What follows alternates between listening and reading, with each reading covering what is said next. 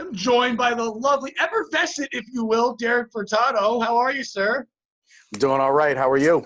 Good. How you been holding up in the someone ate soup and now we're all in timeout thing? How's that going for you? Yeah, it's all right. Sometimes we need to be in timeout. You know what I mean? Sometimes we do need a little slap on the wrist. Right, when we did something wrong.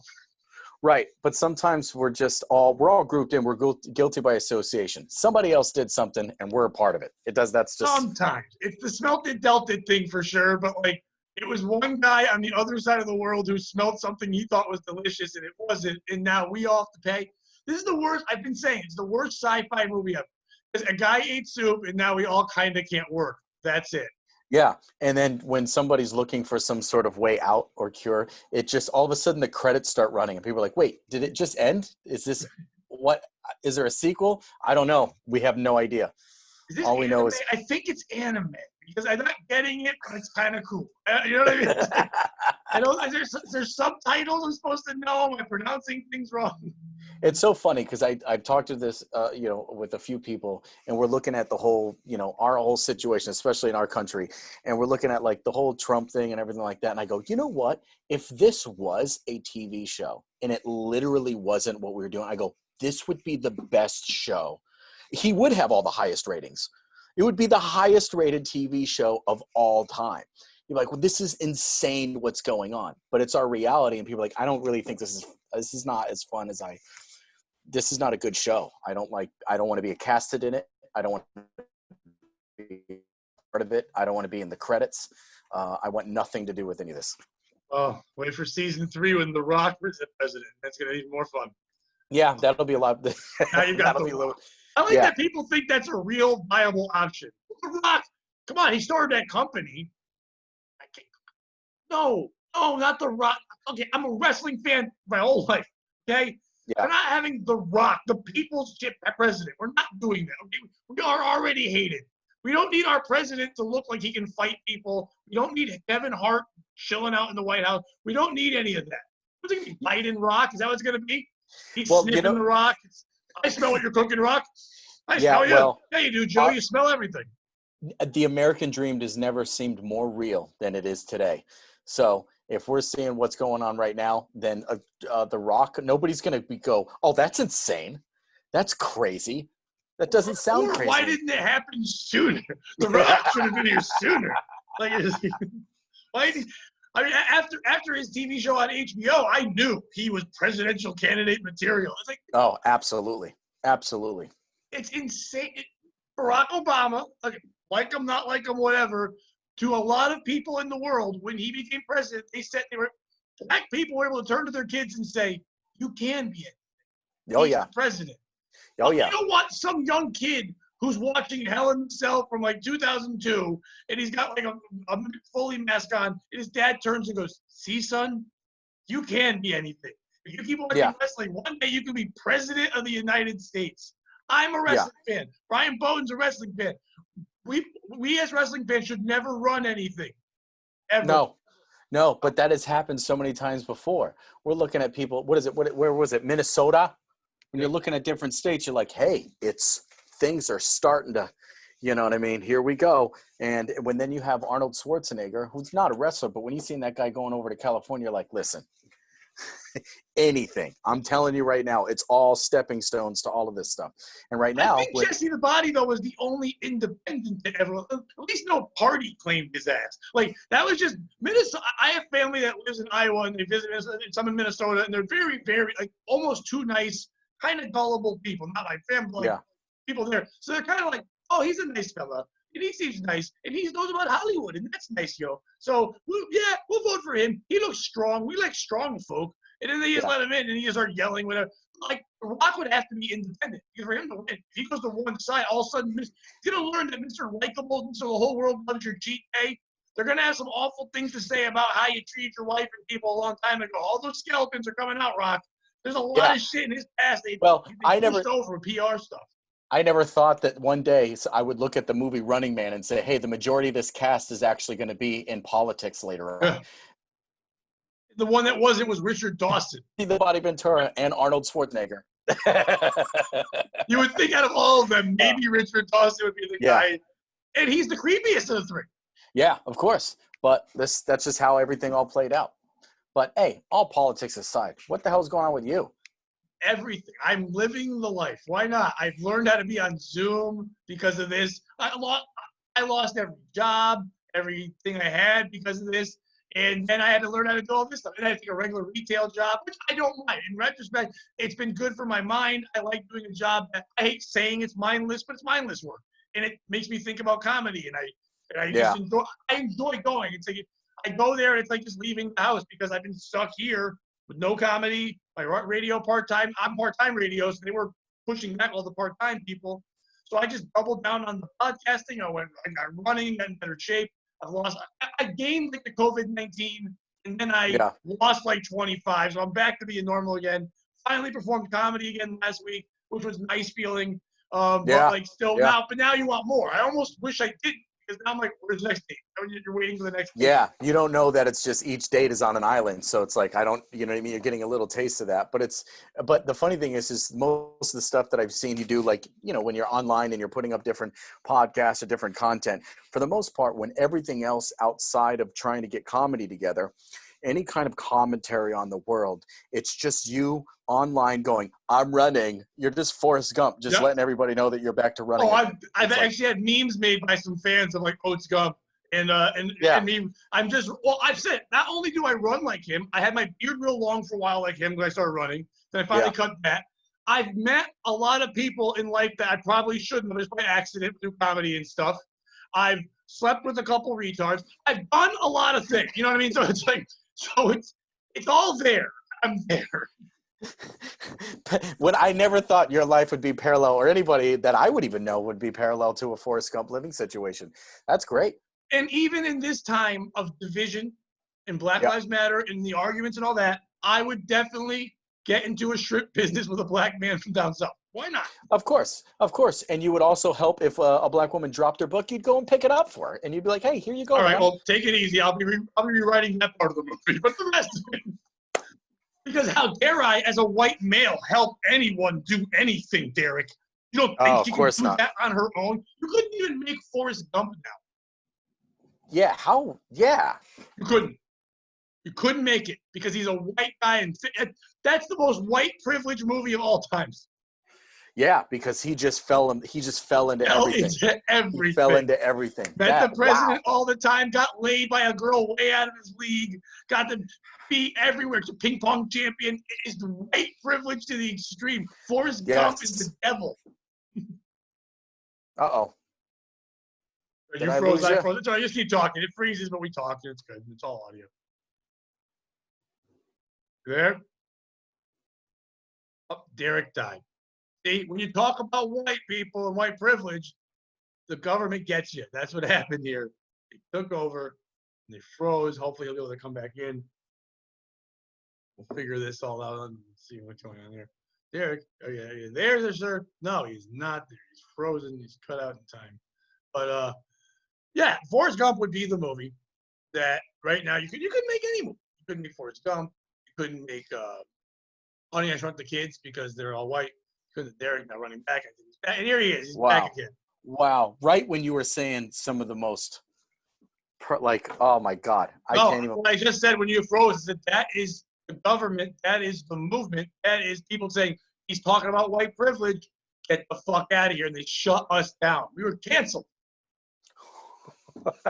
We were just like, I was Dr. Nick, and you were Dr. Hibble, and we were both not allowed to do the voices anymore. That's who we are. We're shut down. Dude, that just blew my mind. You just said Forrest Gump is the most white privileged movie ever. And I'm sitting Really there and it's running through my head. And I'm going, oh my gosh, dude. That is, shut it down. Shut it down. I'm pretty Everybody psyched. I loves just that came up with a new bit that people will not enjoy. Ah, But it'll be about a 5-minute Forrest Gump is white privilege movie. And then there'll be people get upset. It's like, oh, so you think, oh, what do you think? The whole movie was about Bubba saying shrimps, and then Forrest going, it's shrimp, not scrimps. That should have been the new movie where he corrects him the entire time. yeah, that's Have insane. you seen all that? Obviously, yeah, the Simpsons things and the people, voice actors who are getting like told or wanting to step down, but they're being told to step down. You've seen all that, right? No. What is this? Every Voice voice actors? every voice actor in cartoons right now who is a voice and is doing, or the white person who does a voice of someone who's not white in a cartoon, is all stepping down. All the Simpsons characters, Kirsten Bell from what she's in, Big Mouth, Jenny Slate from there, have all been told that white people should not do non-white cartoon voices. Oh. And I don't, and people, when I post and get arguing about this, people get mad and say, start yelling race right away. I'm not talking about race. I'm talking about creative people. This is a way to control things. They're impressionists. They're not, it's a cartoon. They're yellow and have 4 fingers. And I put it on Twitter. I said, if you want to hire someone yellow and 4 fingers, you have to find injured factory workers. That's the only people you're going to find who can do those voices. Yeah, I understand what you're saying. Yeah. Everyone right away but they all put the race on. So everyone on Facebook and Twitter, here's the dumb thing. I put it on Twitter, I had fun conversation. I put it on Facebook, and the world wanted to tell me I'm old and I'm wrong and I need to shut up and I'm a dinosaur. Because I'm mad. I'm not even mad. I wanted that conversation, but like, these young people want to yell. And I'm like, dude, you didn't even watch the show. It's been on longer than you've been on Earth. And they're like, well, that doesn't mean I don't know what's going on. It's like, you don't know what's going on. They told a person, Hank Azaria is one of the best voice actors in the world. And he's made millions upon millions of dollars. He should be allowed to ride that ship until it's done. He should be there till the end. He shouldn't, they're not canceling the character. They're going to hire someone to be someone else to do the voice. Voice. Now they're going to get handed a job that this other person created, made iconic, and made money off of just because. That's what bothers me. If you're going to start a new cartoon and you're going to have a black character, then yes, hire a black actor. No problem. That's fine. But if it's already happening, no one did anything wrong. Okay, Apu is offensive. If Indian people are upset Apu is a stereotype, then yes, get rid of Apu. No one's offended by Dr. Nick. What the fuck is Dr. Nick? He's just an Eastern European. Hello, everybody. Hey, Krusty the Clown is, guess what? His voice by a non-Jewish non-clown. Do they have to find a Jewish clown? Oh, man, that's tough. Maggie Mason died. See that? Yeah, I don't see all this stuff. It's all these things are happening so quick with everything that's happening, and everyone's trying to backtrack and correct everything. And I think it's one of those things where it's just kind of like the more educated that we are, and kind of instead of scolding everything from the back, it's really kind of how we progress going forward. It, like you said, if there's any other shows going forward and you're really kind of, you want to be more aware, more what we would say woke, then, you know, I think that's definitely the more appropriate action to going forward. You know what I mean? It's like, there is a part that's kind of like, yeah, you want to correct some things going back, but the idea of going and smacking the shit out of your dog for shitting in the house last week is kind of not, you know what I mean? If he shits in the house tomorrow, well, then now there's something to talk about. But now you get a good time beating your dog tomorrow. Tomorrow. Yeah.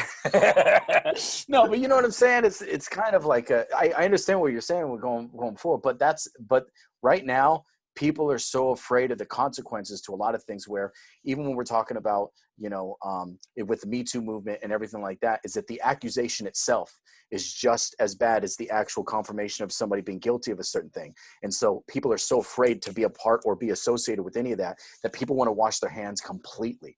And that's where we're at right now, because people are freaking out about a lot of this stuff. You know what I mean? The scariest person is someone who doesn't know what to do and is freaking out. And that's the world right now. They're scared. No one's taking a step back and going, So we want to correct everything that happened in the past, which, by the way, stupid. It happened in the past. Let it go. Move on. That's how, listen, 45 years of my life, and Derek, we've known each other for a while. We both have things in our past that we had to battle through, relationships, our own personal demons, all this dumb shit. What you and I have both learned and talked about is that shit in the past goes in the past.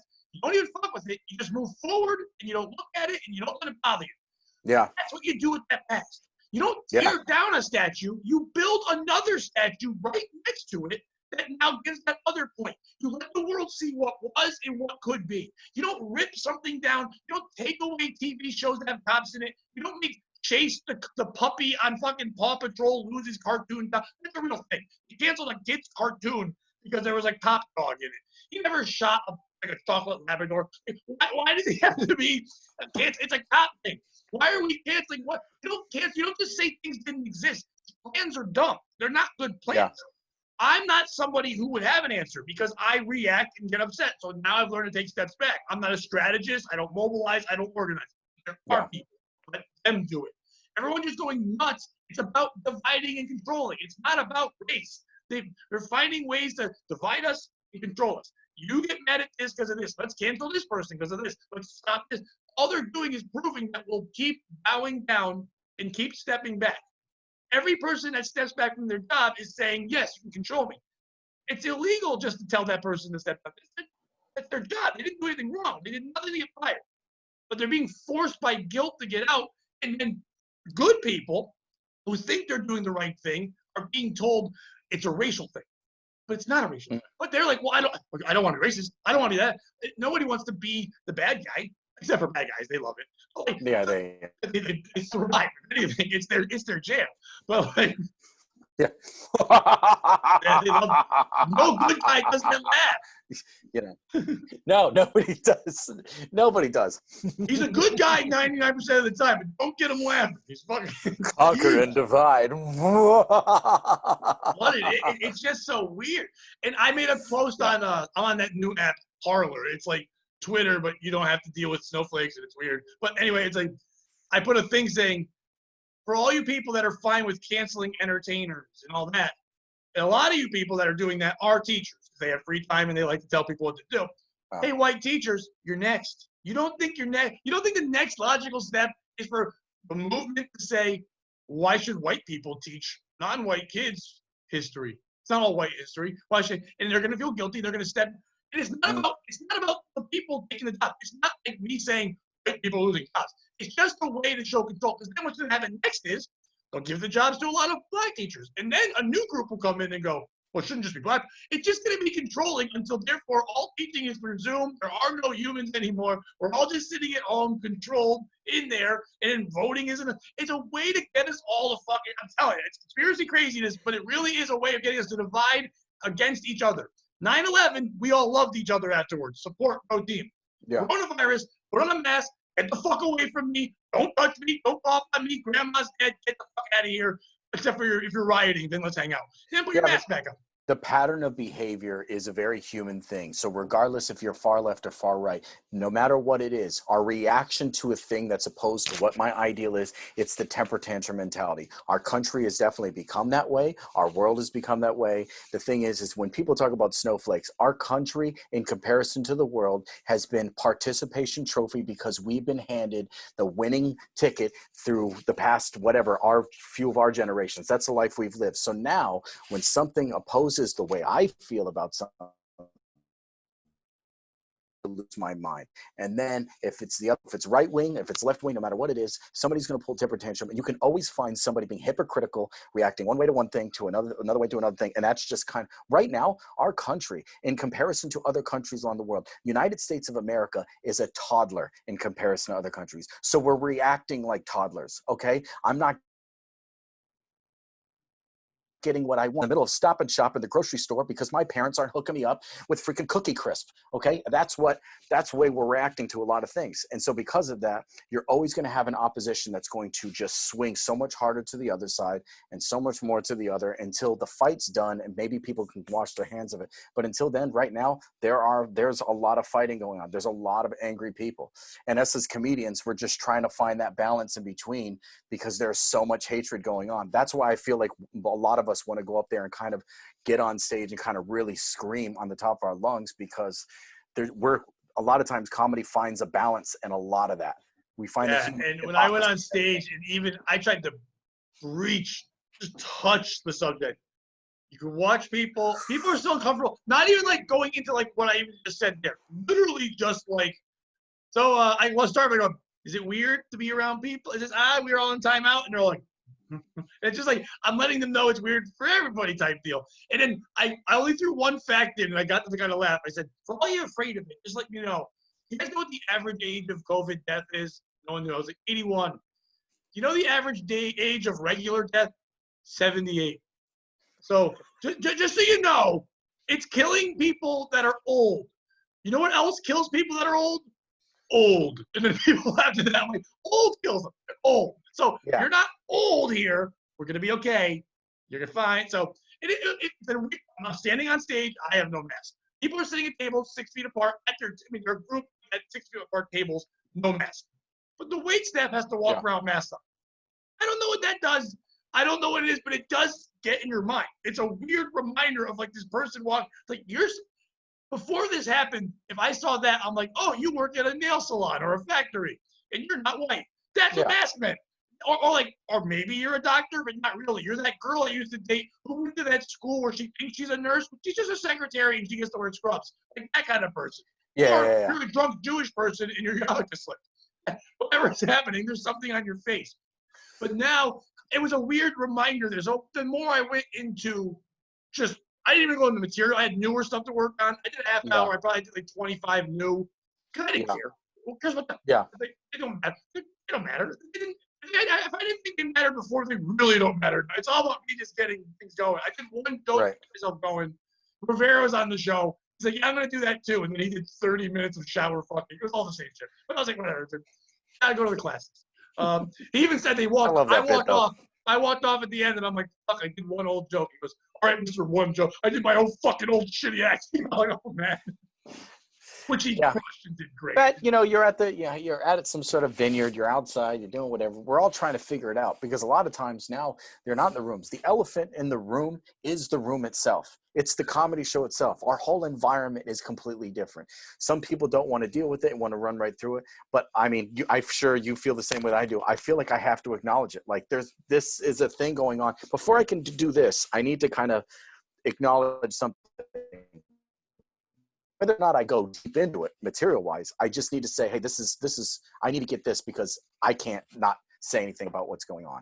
You know what I mean? Whether if it's just an acknowledgement. Someone to think we wouldn't do that is crazy. Like if it was December and I said to you, how you doing, Derek? You go, good, but you know just in general. Now, when you ask that, I mean during this. Yes. During the pandemic. That's what it means. How are you? Holding up, family's good. No one's been sick. That's what it's really become, that question. Right. So for me to go on stage and be like, here's what I've been up to, there's no way it's not info. Now, my goal, what I've been writing is instead of focusing on like facts and conspiracies and shit like that, I'm just going to do it on perspective. My whole act is how I looked at things before and how I look at things now, and they kind of change like that way. Like I used to want a girl to send me a tit pic, and now I want a chin pic because I haven't seen a chin in fucking 3 months. And I just wanted to slip that fucking mask down a little bit. Like, hey, girl, show me that shit. Like girls with missing teeth and cleft palates, it's your time to shine. Your mouth is covered. You got good eye makeup. You're a hot piece now. It's like it's just kind of making the jokes on that, but not going too deep into it. You know what I mean? That's where I have to go. But then I watch the other comics do their old acts, and I'm like, how do you guys do it like nothing happened? But then again, that's not me, that's them. But also at the same token, for some people to just go up there, I mean, there's a difference in where somebody is at mentally. And for comics, a lot of times it's just kind of greasing things up. They're like, before I can say anything new, I need to feel my there's the chops that are there. So it's kind of reworking that muscle. They're like, listen, man, I know I want to go back to the gym, but I just can't put the 45-pound weights on each side. So I gotta do, you're like, oh, you're going to do your old school 25-pound weight. You haven't even moved up from then. And you're like, I haven't done it in a while, so I can't just jump into this whole thing. So a lot of times like, hey, listen, I got to do these older bits just so that way I can see I still have the chops.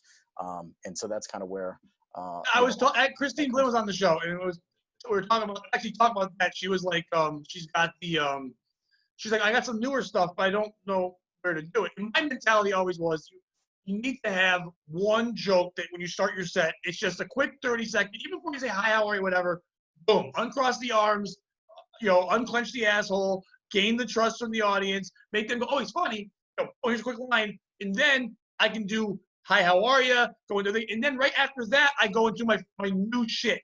Because I've opened their arms, I've relaxed their brains, I got their trust. I now feel good about it. I've said something that makes me feel good with momentum. I now do a new joke. If it works, wonderful, and I'll ride the momentum, and my rest of my older act will feel fresh to me because I'm feeling good. If it doesn't work, I do know that I can save it with my older act right there. And she goes, right, I never thought of that. I go, well, then what the fuck are you thinking about, Christine? Because you know me. So, isn't that what you're supposed to think about? The same thing with Darren. Darren's like, how do I do my old jokes about dating and the Yankee Candle, this and that? I go, dude, your act is built for this. All you do is the beginning and go, man, has anyone else been sitting at home and having good thoughts about old bad memories? You just sit there and go, man, I used to hate going to Yankee Candle with that girl. Man, I I wish I could go miss it. now. I miss it more than Right. And then you tell the it. joke. He looks Of at me course, like I I'm just still fucking doing the same made, bit. I just gave Still him doing the same bit. pills. I Still gave him doing the same bit. a pill and gave him a choice. I was like, look. And again, I know that's how you and me, we've always talked. We overthink and analyze this shit. Not everyone thinks of it that way, I guess. But like, I stare at that and go, how do you not see that? Well, I look at it like it's approaching a conversation. I make the audience more of a singular thing, like it's a person I'm meeting at a bar or what. It just I'm like, if I'm going to approach any conversation and I'm taking it falls on me. It's my name. It's who I am. I'm like, I'm not going to be embarrassed by some dumb shit. Like I'm having control over what this is. So the only way I can be able to get to where I'm going to be the cool guy or have control over whatever it is, I'm going to do what I can to steer that ship.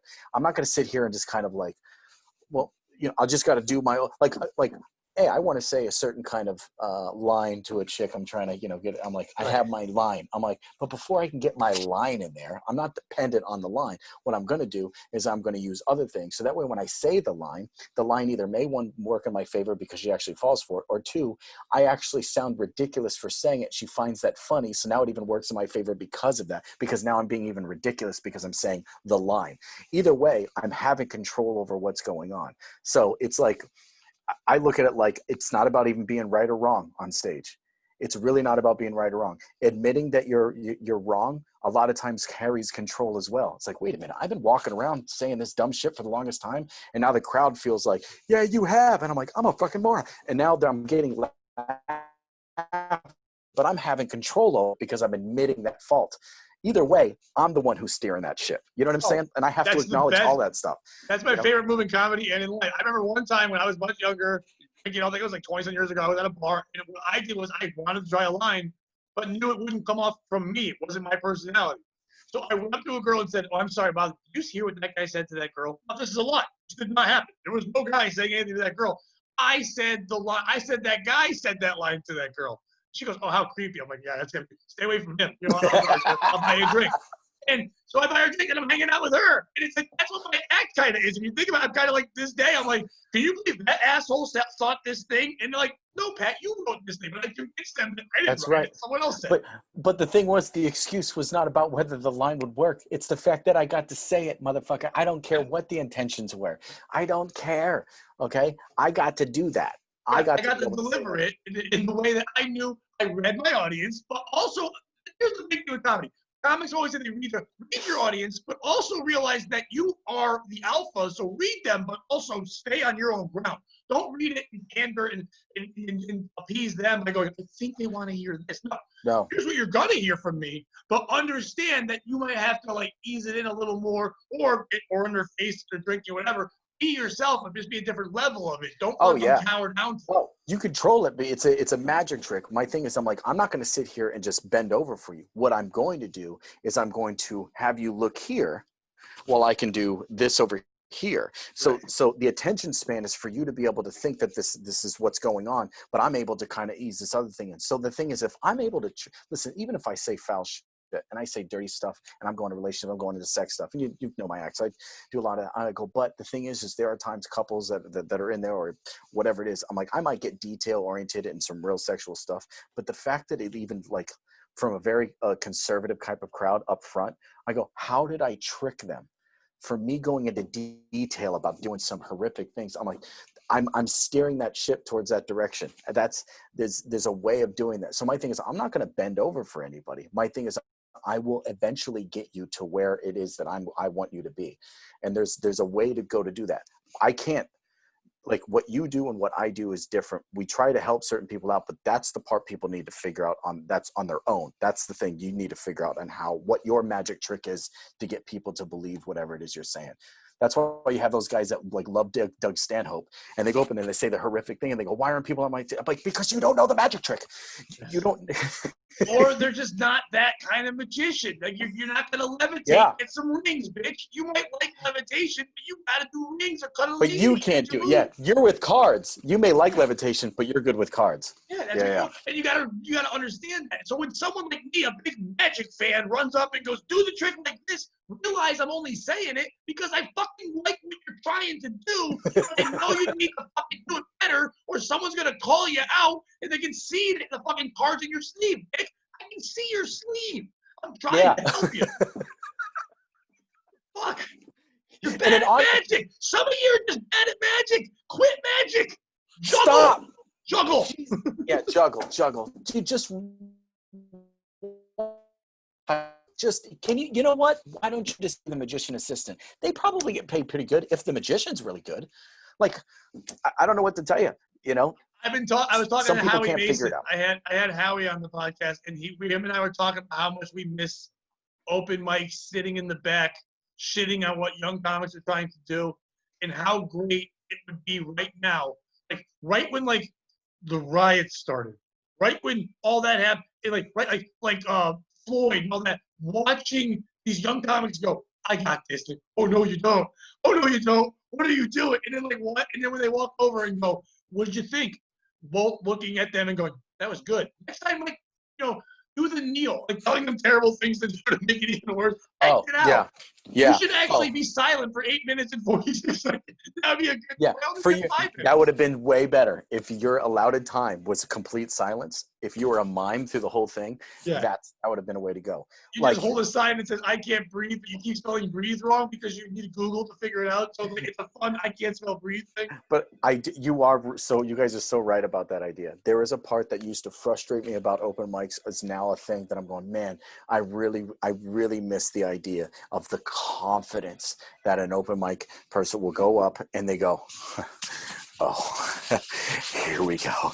And you're like, "Oh no, this is going to be really bad." And the funny thing is it may not even be horrific at the open mic. My favorite thing is the fact that there are comics that like to blow each other each week because they reference each other and they do well in that environment where they're like, because comics at open mics, the thing is we understand the art of comedy. So the idea of the rules of like people being offended or not, that we kind of like throw that out the window because we look for the punchline. We look for the art of the joke. So when people allow you to get to that point, when they think that whatever joke they had was good, it's like, no, structurally your joke was fine. Content wise, nobody's going to allow you to get to your punchline. Right. And so when they go, "Oh, this is great, I'm so ready," and they go to do a regular show, that they eat dick harder than anybody else, and they have hatred coming at them because they never got to learn that, because all their best friends are going, "That was a great abortion joke." One of the best. You should just start with it. You should just open with it. There should be no context at all. You should just come out, abortion. You know what? There's no rape abortion. Do a rape abortion joke. That'd be fun. Take your two, put them together. That'd be great. A racial rape abortion joke. That's the way you do. Listen, boom. I know people aren't saying the N-word. That's because they're afraid. That's all it is. Are you afraid? Are you afraid? Oh, and by the way, the guy who's lighting you, that just means you have 14 minutes left. I thought he said 1. Yeah, whatever. What's he going to do? The other guys aren't doing good. Just do it. Then you feel bad because then there's a younger kid who goes up, or a newer guy, and you can see he has no confidence. And you listen to the jokes, there's structure, there's good writing, there's premises, it's interesting. And then all the crazy psychos who treat like their bowling night or dart league, they're like shunning him because fuck him. They're mad because he's actually funny, so he wants to quit. That's the kid I grab over and go, okay. Hey, Ignore them. But I know you're not getting laughs at open mic. That's because you're good. That's okay. When they stop laughing here, it's because you made it. Because drunk people don't have the same sense of humor as real audiences. You come with me. You know what? I'm going to give you the guest spot on the show I'm doing. You need to see what you're writing towards. The other fuckers don't need to. They're going to be superstars here forever. You need to come. At Jokers, I would do that. I would take clean comics and give them guest spots right away. You knew they were terrible. So I'm like, you need to see what you're going towards, because you think you're not good at comedy because you're not yelling about your dick at open mic because no one's laughing. You need to see an audience that's actually Jokers. They were never clean, but still audiences on weekends were still humans. And I'm like, you need to see what you want. You're not going to talk to like 20-year-olds. You're talking to 50, 60-year-olds who will really love what you're doing, even though you're 22. You Yeah, can see yeah. that. You're not ready yet, but you need to go, okay, this is what I'm writing. That's the problem. Most young comics don't understand what open mic's for until they get a show. You don't Well, get yeah, what well, you're that's the writing thing. towards. That's why you need the balance. The balance is there is where you're going to go. It's like it's almost like in school. It's like you have your the information you're learning. You're doing your homework, and then you're taking tests and quizzes. And it's like sometimes you get those little opportunities to go on these shows, a bringer show, whatever it is, and a book show, whatever. Those are your quizzes. Those are your tests throughout the year. You know, a final exam might be the time that you actually get a paid gig, that you're really going on and doing a thing. But then, like, these are those moments for you to be able to work towards each one of those achievements. But the thing is you're not going to be able to understand what it's like to be able to get to that final exam if you can't take these other you're going to fail. You won't even be able get to that point. And that's where doing the open mics and bouncing out with understanding the reality of what you're working towards. Because the thing is, if people, when they do a show and then they do a ton of open mics, people start to forget what they're working for. They start working towards the back of the room. And it's the opposite. You never started doing comedy because you wanted to get respect from other comedians. You wanted to do comedy because you just wanted to make people laugh. People lose sight of that because they're trying to get people to laugh that are the comics in the back, and they are not.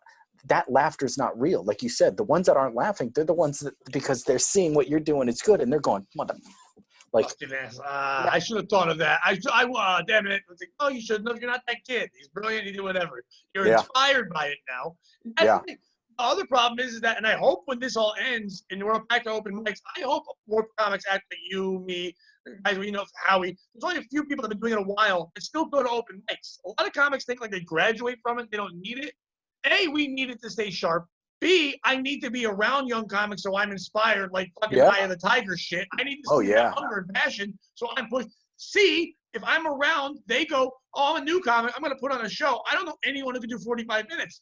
Here I am. I show up. You know who I am. They don't know who these other guys are. Oh, But also, we can influence each other. I can be there to say, hey, yeah. try this, don't try that. And also, I can watch them, and I can always learn new shit from someone funny, someone who has thinking, Oh, yeah. stuff like that, new perspectives, all that shit. So it's crazy. I hope after this, more comics come out and do that. Now, I think open mics are going to be scary because this is going to be the biggest bucket list. People think about New Year's Eve. Now people are like, we could have died. I better go out there and finally live this dream.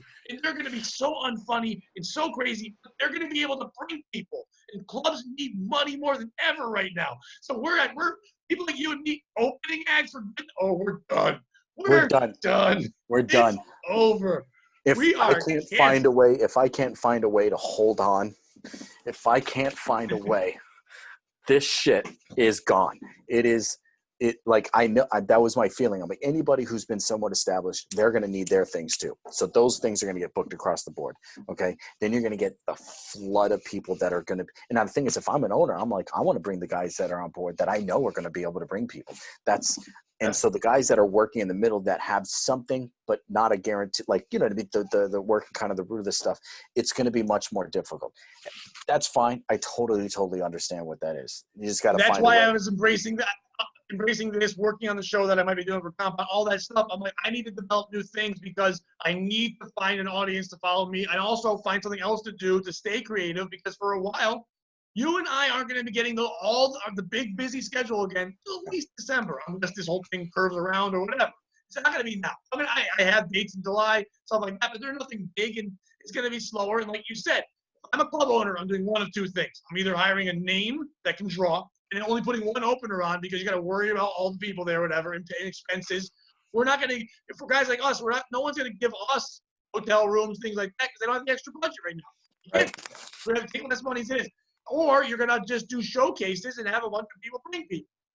Now, they're not against us, but there's nothing they can do. They're being cut down to 30, 40, 50% of their room. No one can really drink much. I know they're letting them, but people aren't going to as much. Some of them have mask. I've been saying this forever. Clubs need to build a new thing in their club. Instead of smoking, non-smoking, mask, no mask.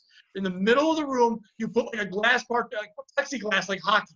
You put that there. The masked people sit in the back, and in the front are the ones who want to be involved. They're drinking, they're having fun. You can make money as a waitress up there. In the back, kind of like in Catholic church when you brought your baby in the back and they had that glass room so it could scream while you listen to the Pope talk. Yeah.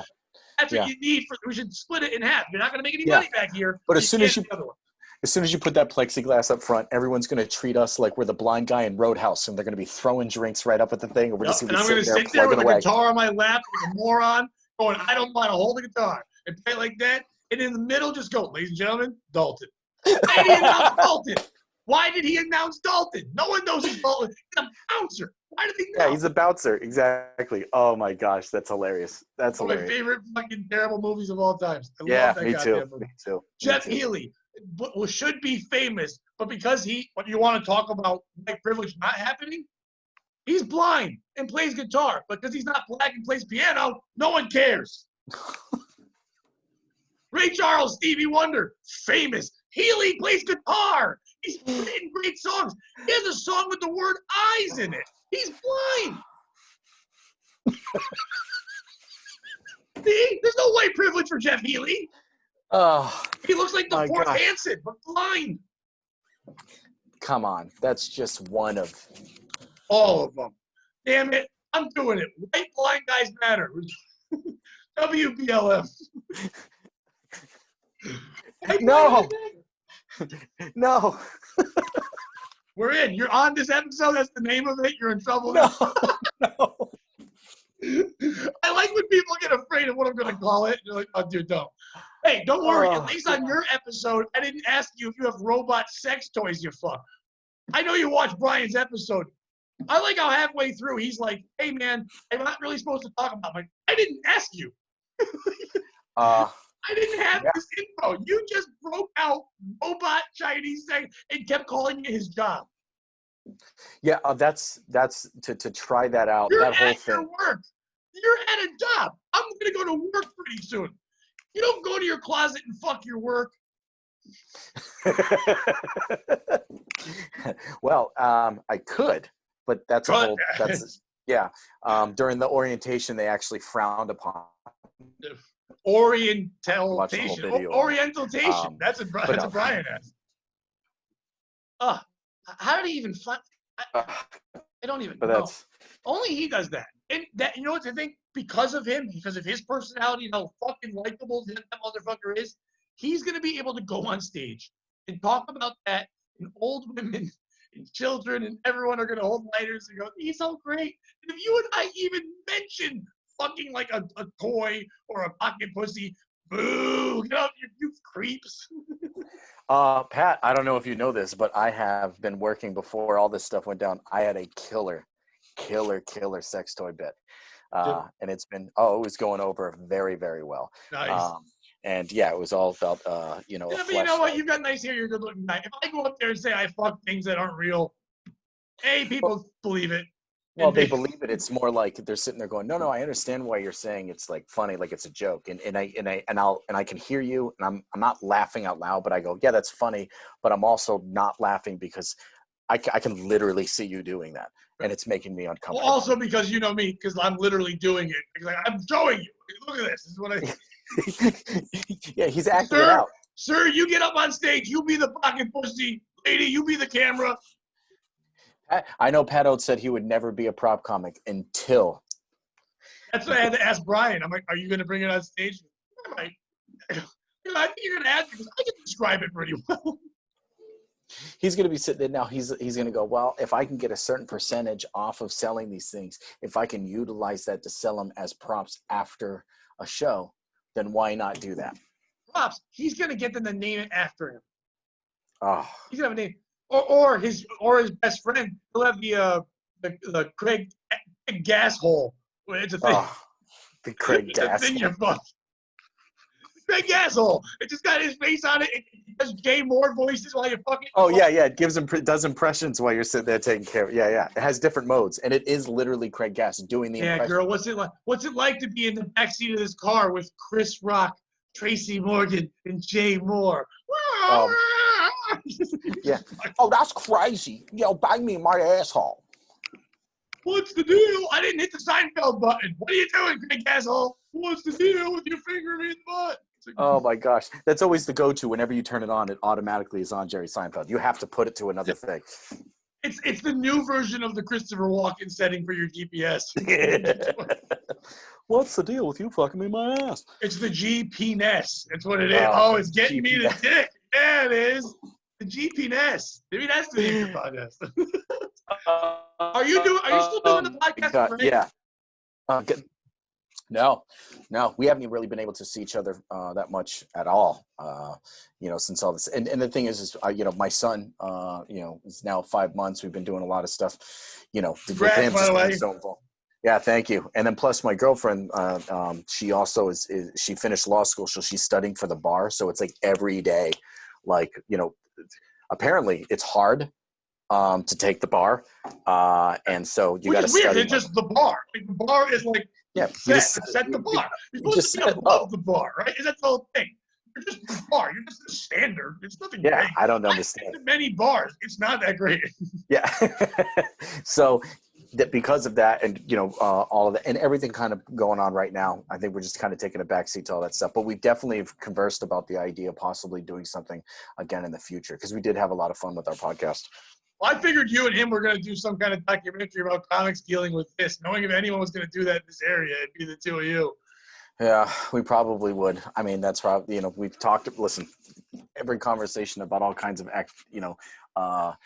different kind of projects that we could possibly do has happened. But I suggest Be a White Man. That'll go well. Call it that. Be a white man with his big giant white face on the front. That'll be fine for his career. Yeah, that'll be perfect. Yeah, we'll work Atlanta a lot. Yeah, well, that's great. We'll do really well down south, and it'll kill. Oh, absolutely! It might even motivate people to actually kill. So that's something's got to. Nothing else has. Yeah. What you can do is where it is. To promote the shows, you can take a brick and put your card on it and just leave it on the hood, and then they can just throw it to places and promote. I'm helping, Derek. I'm helping. That's what I'm doing. Oh my gosh! No, that's yeah.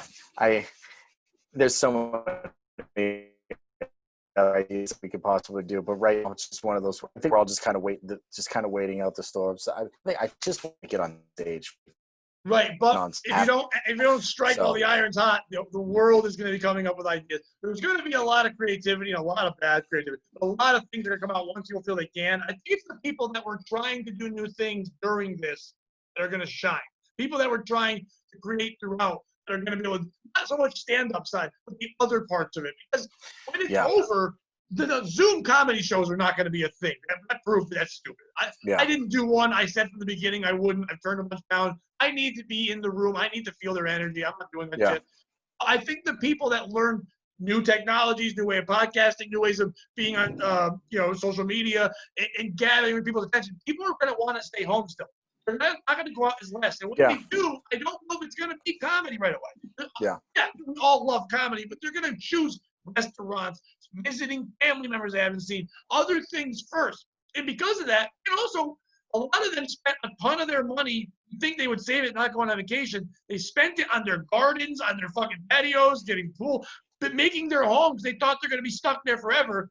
They're not going to have the extra money to go out for the most part. They already spent those Trump bucks. They're not all working all the time. So therefore, they're not going to go out as much. But they can sit at home and laugh and be entertained. It's not like regular TV. They're still seeing their comic, their fun thing. Yeah. We can, even if it's not in this way, there's always going to be a way that the new people will gain new audiences. So when we do get back out to clubs, they're going to go, oh, I like how he talks. I like what Derek said on this Instagram live thing every day. So I'm going to go see him now. I gotta come up with some sort of thing and get my content. I mean, that's the thing that's been on my mind a lot lately too. But you're absolutely right. It's like, you got to find things that, like, even how people are doing stuff with their homes. Is I'm sure there's a lot of ideas that I've had and other comics have had, and it's like, it's never really come to fruition because we've always, for the most part, we're all lazy as fuck. We sit in a green room, we talk shit about all of our plans and all the things we want to do. But if it doesn't allow us to simply walk up on a stage and say some dumb shit into a microphone, everything else falls to the wayside. And every once in a while, some people are motivated enough to be able to do what the minimum amount of things to do, whether it's starting a shitty or writing some sort of blog thing or whatever, some dumb, whatever, doing a TikTok video, that there's to kind of put forth more effort into making a bigger thing. I think more and more people are probably, or just a bunch of different things, and being able to find a potpourri of a bunch of different outlets. I think we're going to see more and more of that, and I probably need to jump on a lot of that too. Well, I think what happened was, in my mind a couple of years ago, I was like the same way, and then I sat there and said, why aren't I taking chances? Oh, because I don't think I'll be good at this, good at that. I go, there was a time where I didn't think I'd be good at comedy. But I took that jump and I got on stage. So it's the same mentality. Jump into that. And the more doors I open, the more avenues. Like, I might learn new things. It might just help comedy. It might not become anything else. I might learn that comedy might not be the avenue for me. Maybe I'm over here. So just try everything. See, not so much what people react to, not about the likes I get. What I feel like I'm getting the most out of me. What's helping my mind? What's helping me get through this, without having one outlet through the other one. So I've just taken chances on a million things and found them. So to me, fuck worry about being a failure. In comedy, we only learn how our jokes are working with failure. When they do well, we don't learn anything. So I need to fail. I need to put out articles that maybe people don't like, or books that some people argue about, or fucking podcasts, or be a guest on shows, or anything where people might just go, he doesn't know what he's doing yet. Yeah, not yet, but I kind of like what I was doing. Let me learn it. That's the approach I've been taking with everything. And that's a good thing because, the idea of being content with being like, hey, Pat, I'm really good at missionary. Why do I need to do, all the reverse cowgirl? Like, just regular missionary, tear it up. Why you got to bring the actual things I've said in bed to girls into this. I'm not kidding. Right now, there's at least 2 exes that are probably like, holy shit, does he know that Pat actually says, listen, I like missionary, all right? I'm good at it. In comedy, I'm an animal. In bed, I'm prude as fuck. Okay? And also, I like eye contact. I don't think there's anything wrong with that, okay? I don't think you need to be looking at the wall wondering who's there. Yeah, and I understand what you're saying, but I've definitely put in my efforts to missionary as well. I actually have a knee injury because of it and went to the hospital because my knee started to swell up after some really good missionary sex. There was a lot of pressure on my knees. I was holding my hands, and I was shaking, but my knees, a lot of pressure was there, and apparently something happened. And this is not a joke. That's why you need to try where they're laying, and then the legs are up, but you're standing. They're laying, you're standing. Yeah. Now, if you don't stretch beforehand, you get some weird, cramp, like Charlie horse, and that's a weird one. It's just like, are you coming? Like, no, I don't make it the same face. But no, my leg is shot. I think I shot my leg. Yeah. But that's where you're going back to trial and error. We have to, we got to be able to accept failure sometimes to be able to find out how good we can. You're recording this, you're not putting this on the air. I'm like, no. I have to record my sets and go after. I only go over after on the ride home, and I just break down what I did. And then I come back with notes later. Don't worry. That's the open mic. She was like, "That's an open mic. I'm just blowing you." But that's the open mic, and I got to work on things then. Yeah, absolutely. You had your mom come in and light me with 3 minutes left. Like, no, I can't. I don't know my set yet. Yeah. Oh no. Oh, that's funny. That's funny. We do need that in bed. We do need someone giving us the light. Oh my gosh, yeah. I love the light. That's the only time. It's the only time that black people wouldn't run it. Hey, gentlemen, all right, here we go. Yeah, and I have to have different positions written on the inside of my hand. Like, oh, all right, I got to do that next. Some rooms you work, they're like, "What's that on your hand?" Like, I can't bring this up. It's not professional. So then I'll forget my set. Well, then too bad. It's like, who books this room? Yeah.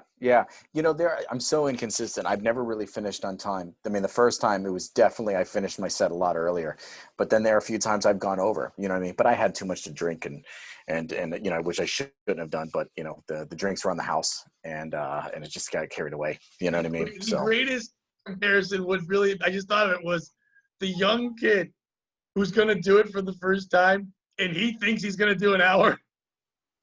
He gets there and he does 30 seconds and it's messy and it's premature and then people are very disappointed afterwards. He brought it was a bringer too. He brought everybody. Everybody was there. They're all watching. His mom is there. They're just there to see their baby boy do his thing. And no one is pleased. His grandparents flew in from Florida. Everyone's there. Everyone.